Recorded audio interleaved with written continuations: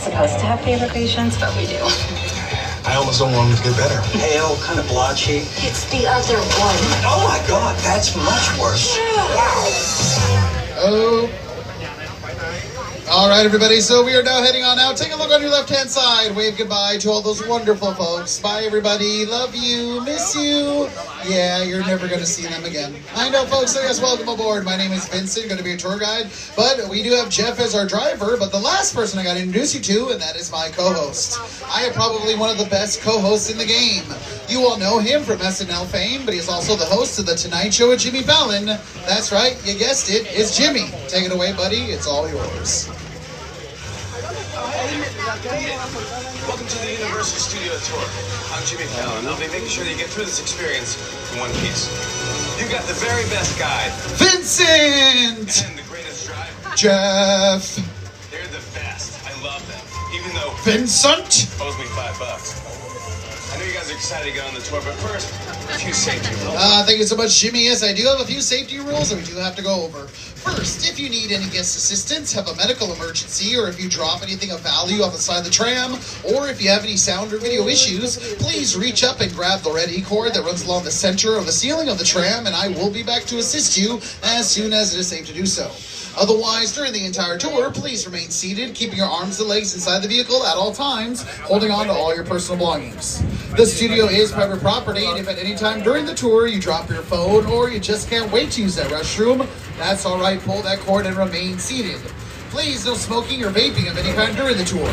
Be prepared, our tour today does feature loud noises, sudden tram movements, fire effects, and many, many water effects. You'll want to have your cameras out for great photo opportunities, but do keep an eye on them so they don't get wet. Finally, for the safety of those around you, please do not use selfie sticks while on board. All right, we're now heading into the front love area of our studio, but if you take a look on your left-hand side of the tram, you're seeing we're in the middle of a very large expansion in our theme park. Fast and the Furious Hollywood Drift, a new roller coaster, will be opening up to the public 2026. But on your right-hand side of the tram, we are now going by our movie timeline. Now, these movie posters that we are now passing are just a small fraction of the thousands of movies that we have done after being in business for over 100 years. That's right, you heard me correctly. Our opening day at studio was more than 100 years ago. Take a look at your monitors. I'm going to show you some pictures of that day. Now, back on March 15th, 1915, our founder, Carl Laemmle, the wonderful gentleman in the bow tie, did invite the general public onto our backlot so that they could see silent movies being made.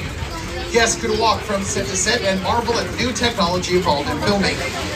But it wasn't until July 15th, 1964, that the first of our red and white candy stripe glamour trams took 67 passengers on a 2-hour driving tour of the Universal Lot, and that's when the world-famous studio tour was born. All right, now, folks, as we come into our front lot area, get your attention on your left-hand side of the tram, because on your left, we're going by our oldest and biggest soundstage, and that is number 12. Now, this black and white building on your left was built back in 1928, and it is roughly 30,000 square feet in size. But if you take a look at your monitors, I'm going to show you a small sampling of movies that are filmed in that soundstage, that were filmed in that soundstage. We're now going by on your left. That is where they filmed Frankenstein's Laboratory, Dracula's Lair, and Scarface's Mansion.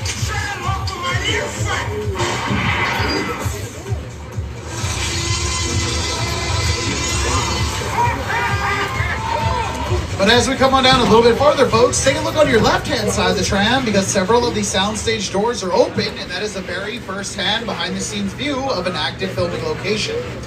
But on your monitors, I did pause the clip because I do want you to see what our sound stages do look like on the inside. They are essentially very large, warehouse-like buildings that are 98% soundproof.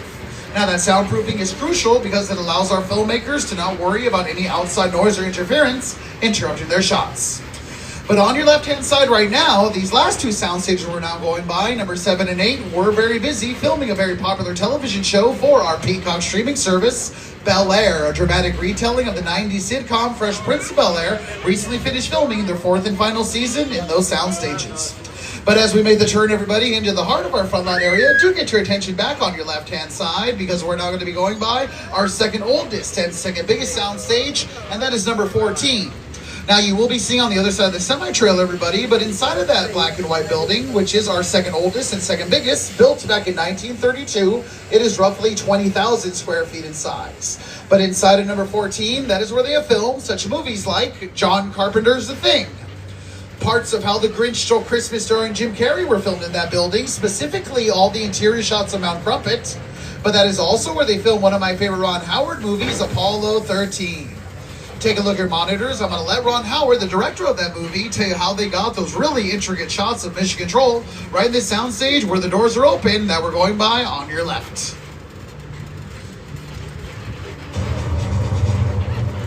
Realism was an essential element for Apollo 13. After all, we were recreating an important moment in American history, a moment many Americans witnessed on television. We thought about filming in Houston, Texas, where the original control room for the Apollo missions still exists. Unfortunately, NASA's engineers didn't have filmmaking in mind when they built Mission Control. Since there was no room for the elaborate camera cranes and tracks we needed for the shots, we had to build our own Mission Control. Everything had to be exact, even down to the tiniest detail. That's right, and it's inside of these sound stages, like the ones on your right-hand side, where filmmakers can get those details done. 80 to 90% of all filming nowadays does take place inside of a sound stage. It gives our filmmakers complete control over the environment, and it allows them to complete their projects in a timely manner. But as we continue through our front lot, this last soundstage on your right-hand side, everybody, number 19, is where they did film some very key scenes from our latest Best Picture Oscar winner, Oppenheimer, which I do believe is on our Peacock streaming service. But most recently, everybody, at number 19 is where they did film some very hilarious scenes from a new show on our Peacock streaming service, which is a direct spin-off of The Office called The Paper. We sell products made out of paper, toilet tissue, and local newspapers. That is in order of quality.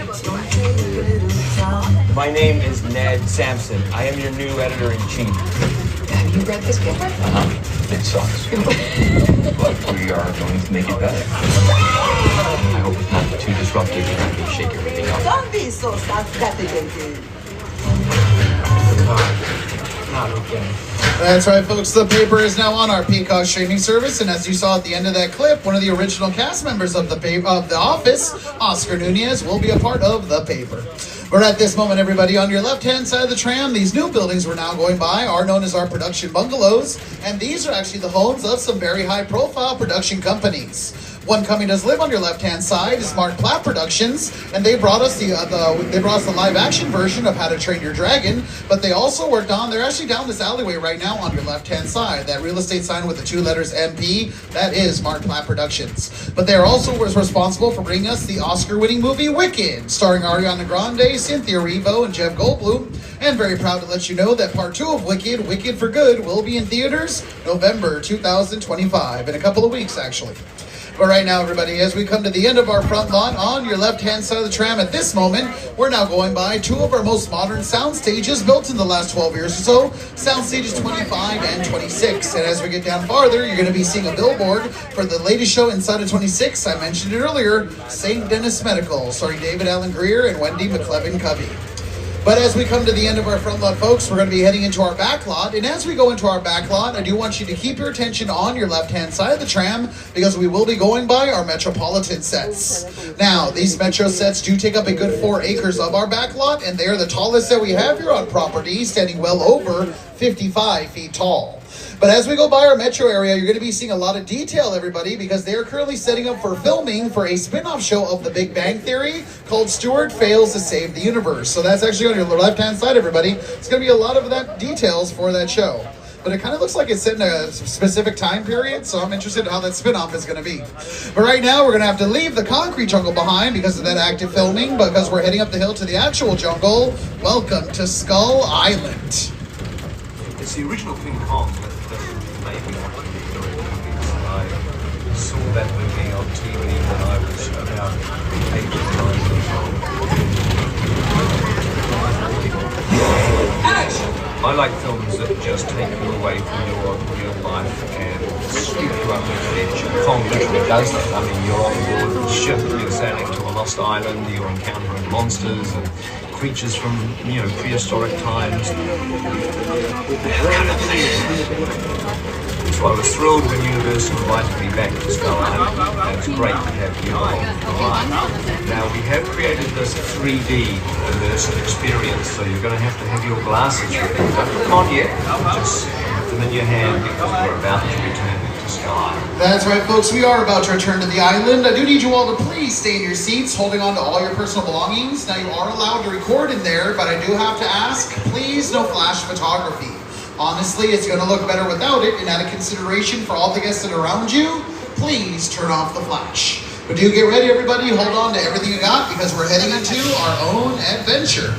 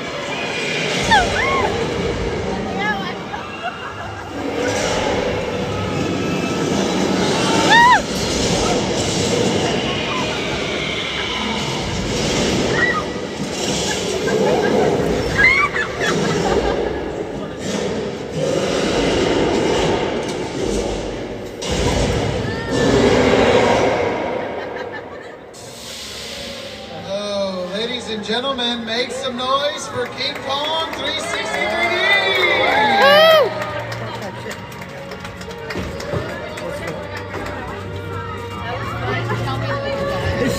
Okay, so I do have to ask, by a show of hands, who got spit on by the Tyrannosaurus Rex? Who got, okay, car 1, I see you. Car 2, I see you. Car 3, I see you. And car 4, I do see you all the way back there. Wasn't that refreshing? Oh, yeah. I know, right? You're all awake, you're alert. I loved it. All right, everybody, take a look at your monitors. I'm going to show you how we pulled that all off. Just to let you know, folks, we are officially done with the 3D aspect of the tour. Please hold on to your glasses till we get back to the theme park.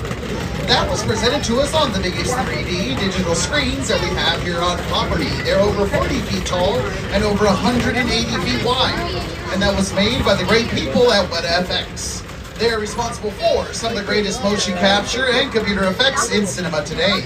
Working on such movies like Avengers Infinity War, the Avatar movies, and one of my favorite trilogies, The Lord of the Rings. It's so precious to me. A project like the studio tour, the audience is in the middle of the environment. They're looking in all directions. There's creatures coming at them. They're seeing Kong from this side and T-Rexes from the other side. Working on a movie, we always know where people are looking. They're looking straight ahead. They're looking at the shot that we're working on. Here you have to take into account that people are looking in all directions. Also, one of the things about this ride, unlike the movies that we're used to working on, there's no cuts because it's one giant shot. This tram that's driving along through Skull Island is where the camera's from. This ring represents where the screen is 10 meters away. We're really creating about 50 minutes of a feature film. That amount of visual information, that number of pixels, and presenting it to the audience, it's a hell of a ride. I would have to agree. But right now, folks, as we continue through our backlot, on your right-hand side of the tram, we're going to be going by our Universal Monster Mural. Now, the artist of this mural, his name is Tristan Eaton, and he is known as a graffiti artist. So every single paint stroke on the wall we're now going by on your right-hand side was done with a spray paint can. And if you take a look at your monitors, I'm going to show you a little bit of a time-lapse video of that artist working on the Frankenstein panel. There we go. Thou shalt rise again.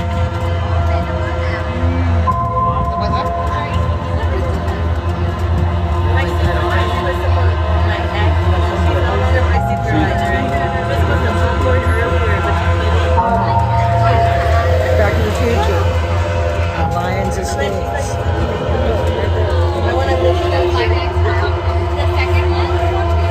And at this moment, everybody, take a look on your left-hand side of the tram because we're now going by 4 of our most modern sound stages built in the last 12 years or so. Sound stages 30, 31, 32, and 33. And inside of 30 and 31 is where they're going to start filming, or they are currently filming, the latest season of The Voice. We sell products. Oh my goodness, that is a little media. There we go. Oh my goodness. Hey there, Studio Tour. I'm Snoop Dogg from The Voice. And we tape our show right here in stage 30 and 31 in the heart of the Universal Backlot.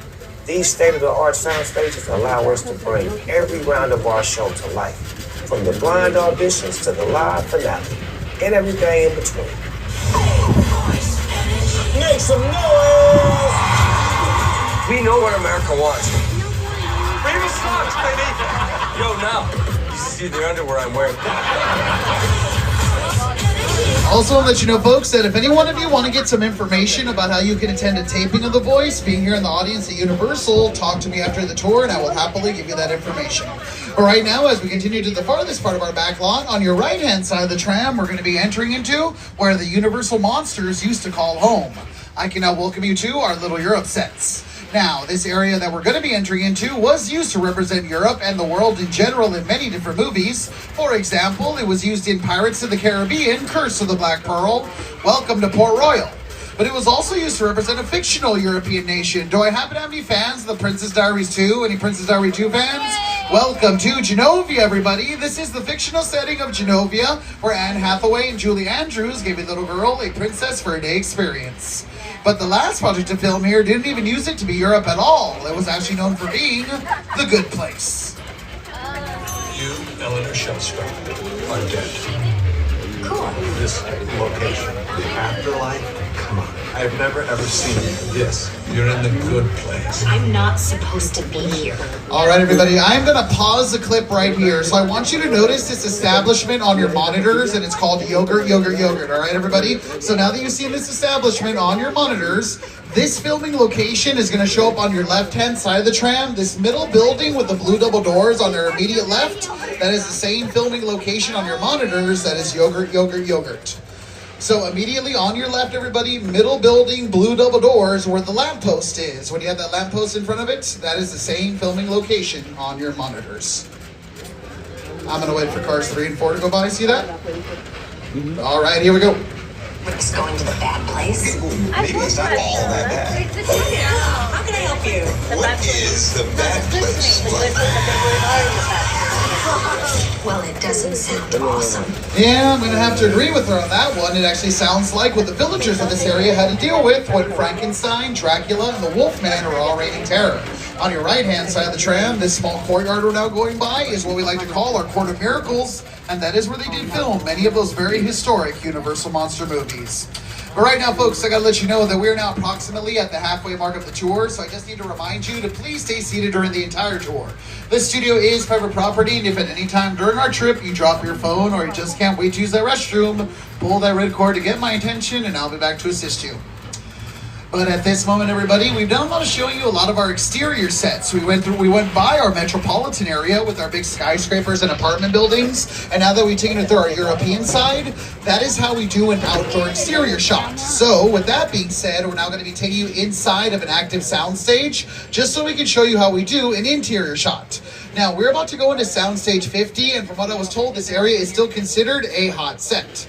And in the industry, when we use the term hot set, that means that all the props and all the lighting are are set up for the very next shot. So since this is considered a hot set area, folks, I do need you all to please stay in your seats, holding on to all your personal belongings, but I am going to encourage you to take as many pictures as humanly possible. All right, I'm looking around to see what they want to try to do. Okay, I think I know. All right, so as we come on in here, take a look on your left. That is all the behind the scenes, all the lighting fixtures, audio cables. We even have the director's chair a little bit farther down on your left-hand side. So, since all the behind the scenes equipment is on the left-hand side, what that tells me is that the next shot could possibly take place on your right. Because on the right, it kind of does look like a normal Oh, wow. Okay, this is not my fault. This is actually the San Andreas' fault, but we are going to get through this. Oh, wow. Okay, this might be the big one. Hold on, whatever you got.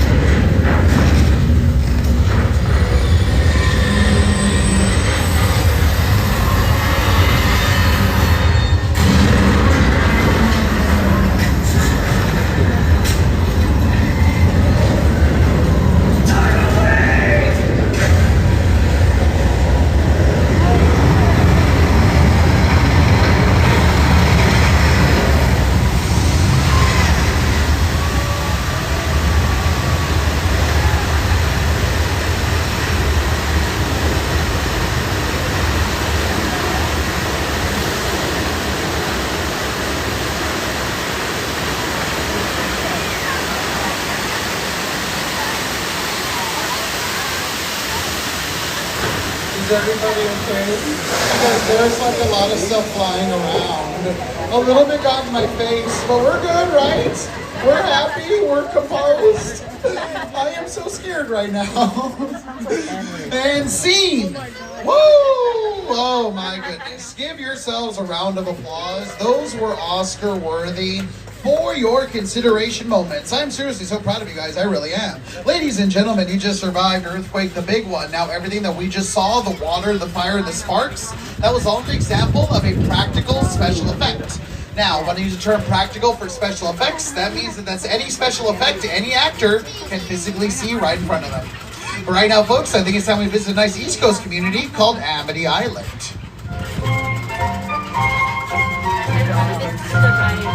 Now, the good folks of Amity have been dealing with a man-eater, but that man-eater has been caught and he's on display on your right-hand side. We have some really good fishermen around here. But since I see the police boat in the water, that tells me that my good friend George might be in there just doing one last minute sweep, just in case anybody does want to go swimming, they are able to do so. So I'm going to try to get him on the radio and see if I can get a little bit of a progress report.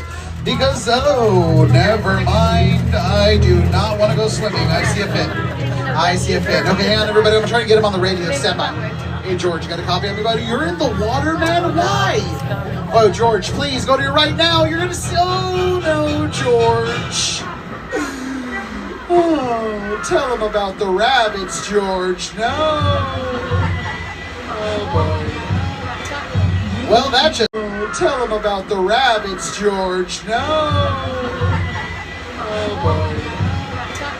Well, that just happened, but we're going to take it to a very safe, folks. Jeff and I know the safest places. We're just going to go... Well, that just happened, but we're going to take it to a very safe, folks. Jeff and I know the safest places. We're just going to go down a little bit farther. Lean barrels to the dock.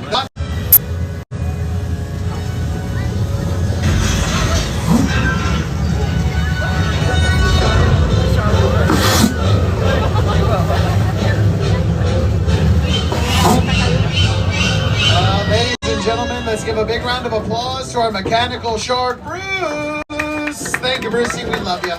That's right. Back in 1975 with Jaws. To our mechanical shark, Bruce. Thank you, Brucey. We love you. That's right, back in 1975, when Jaws hit the big screen, it was a big blockbuster of that summer. It was so well received that people were genuinely afraid to go back into the water after watching that movie. They really thought there was 25-footer out there in real life. Now, I'm sure you've already heard about it, folks, but we are still very proud to be celebrating the 50th anniversary of Jaws hitting that big screen. But right now, the next part of our backlog usually goes through a lot of weather changes, and with that being said, I do believe a forecast is on the horizon. So right now, we're going to be taking you down into our old Mexico sets. We have set up a weather demonstration for you all.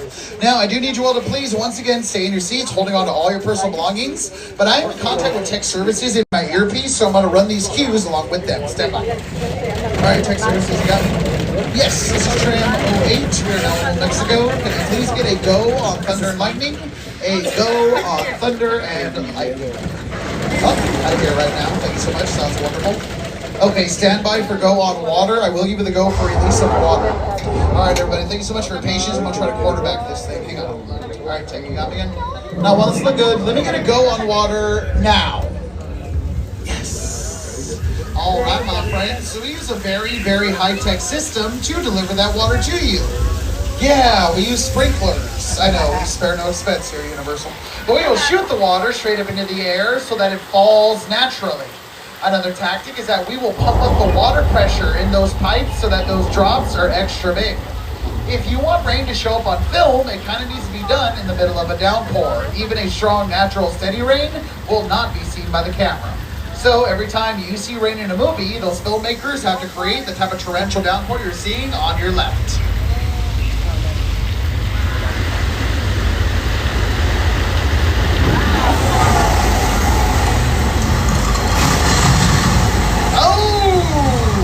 Okay, I am so sorry about that, folks, because that one was kind of my fault. I probably should have told you all, if your seat is blue, you might get wet. Made you look, they're all blue. Yeah, it's gonna happen, it's gonna happen. But if you do want to know how we use that flash flood that we just saw on the big screen, take a look at your small screens.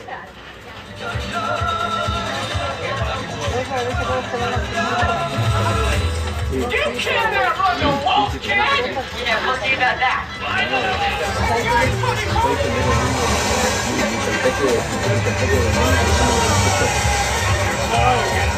But at this moment, everybody, as we go by our Jaws attraction one more time, if any one of you have ever wondered, why was this movie ever added to the studio tour permanently? I'm going to let Steven tell you. The Jaws ride was almost the inevitable result of the size of the box office when Jaws first opened in June of 1975.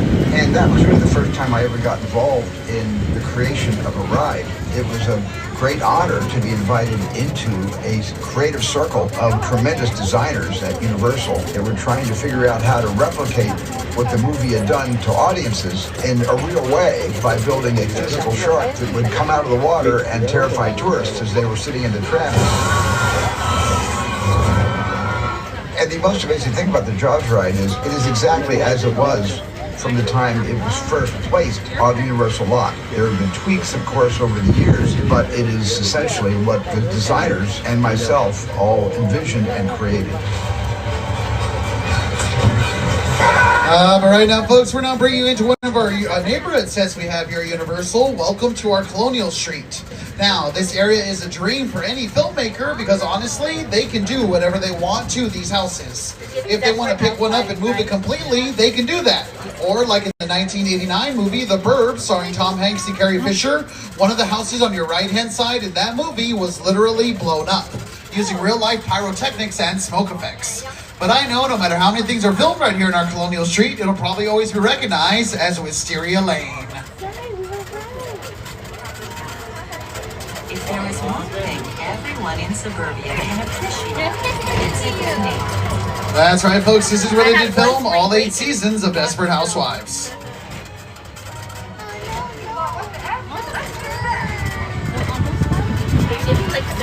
Now, the majority of these homes are actually considered a special terminology in the film industry. They are considered practical sets.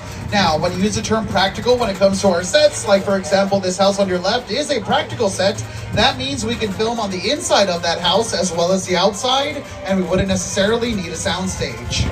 But as we continue through our Colonial Street, everybody, on your right-hand side of the tram, this yellow house we're now going by was used in the Netflix show Never Have I Ever. That is the main character Davy's house.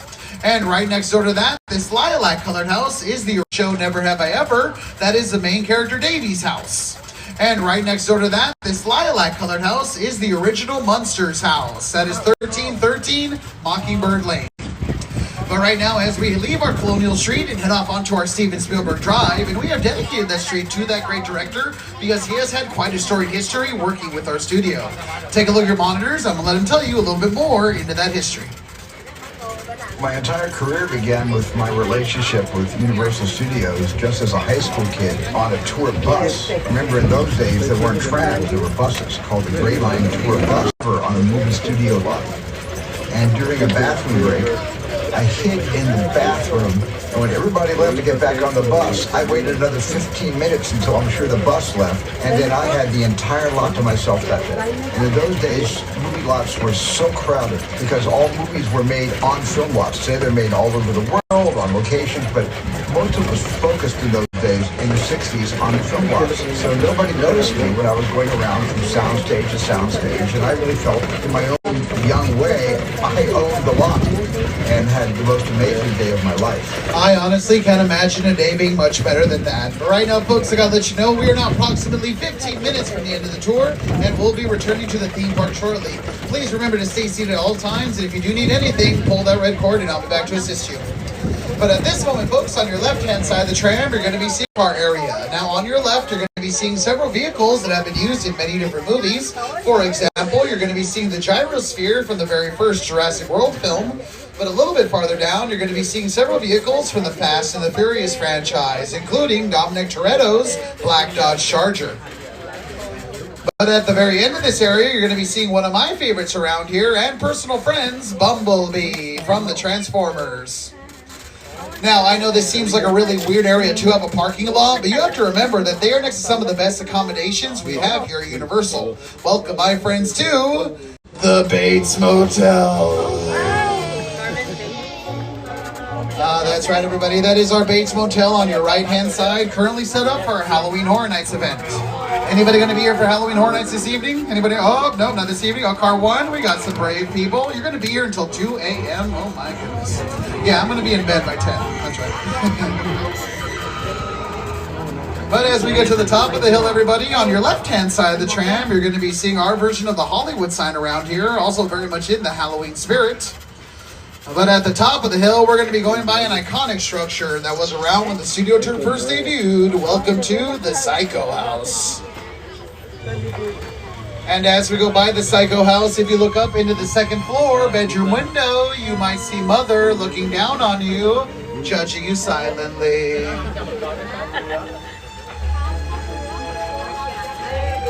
What? No, yes, Mother. Yes, Mother, I told them about the motel. Thank you, Mom. She thinks I'm doing such a good job. She's so nice. But I can now welcome you to the biggest disaster zone on our backlot. This is the War of the Worlds. So what is on your monitors was filmed on your left-hand side of the tram. Airplane crash site set is a perfect example of a set that is all designed around a vision of Steve. Sit down and talk about war. What if the 747 goes down right on a big neighborhood? Because it's just something you don't see. You're doing good. Listen, close your eyes, okay? Now close.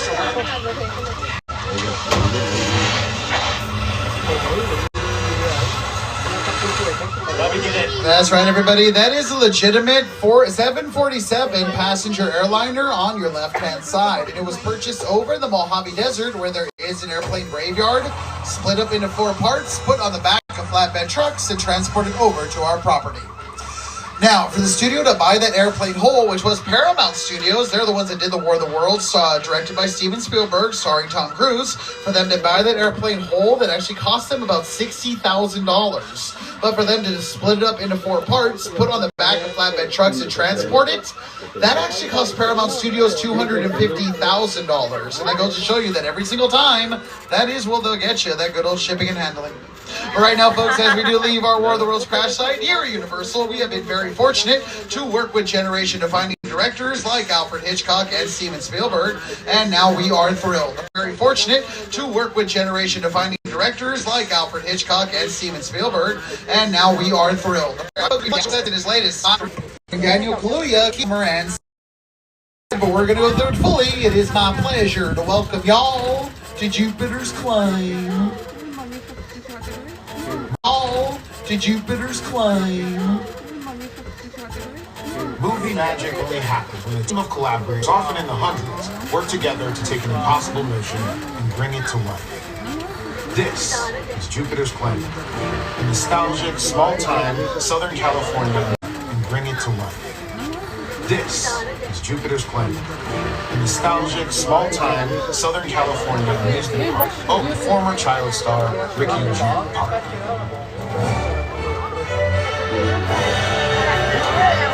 Over there, look to the link is a chair. A little further down, you can see the brand new Star Lasso experience.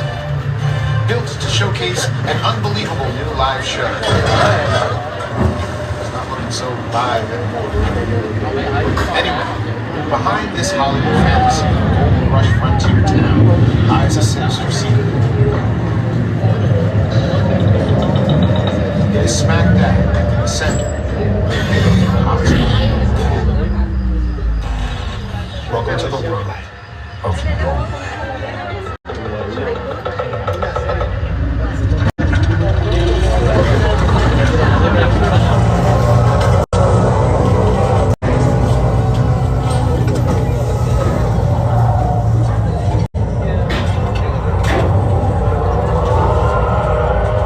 So if you have not seen Nope yet, I am going to encourage you to do so, because once you see that movie, a lot of what just happened around us is going to make so much more sense. But it is such a good movie. I cannot recommend it enough. I am a huge fan.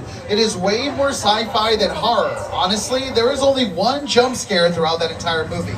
The classic movie that it reminds me of, and it's just me, my opinion, it reminds me of Close Encounters of a Third Kind, directed by Steven Spielberg. If you watch it, I know you'll enjoy it. But it's just me, my opinion, it reminds me of Close Encounters of a Third Kind, directed by Steven Spielberg. If you watch it, I know you'll enjoy water.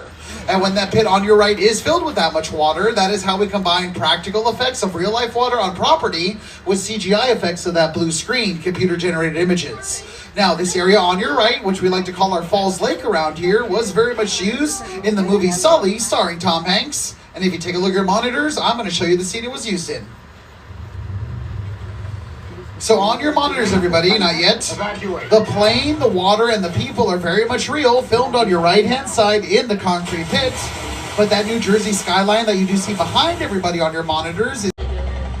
Now, this area was also used at the end of one of my favorite Jim Carrey movies, The Truman Show. When Jim Carrey does sail into what he thinks is the end of his world, he actually sails into that blue screen on your right-hand side. So what they did for that scene is that they actually built a staircase going up to the end of it on his far left, and that's when he ended the movie. In case I don't see you, good afternoon, good evening, and good night. That was filmed right there on your right, everybody. But at this moment, folks, we're going to be taking you back to the theme park. Thank you so much for being part of the tour this afternoon. Let's give a big round of applause to our driver, Jeff. So grateful for him, because without him, yeah, this would have been a walking tour. No fun. All right, everybody. Also, for over 110 years, Universal has been thrilling audiences around the globe. Our founder, Carl Laemmle, did have a vision to make movies that would make audiences laugh, cry, or even sit on the edge of their seats. When he first opened the doors to Universal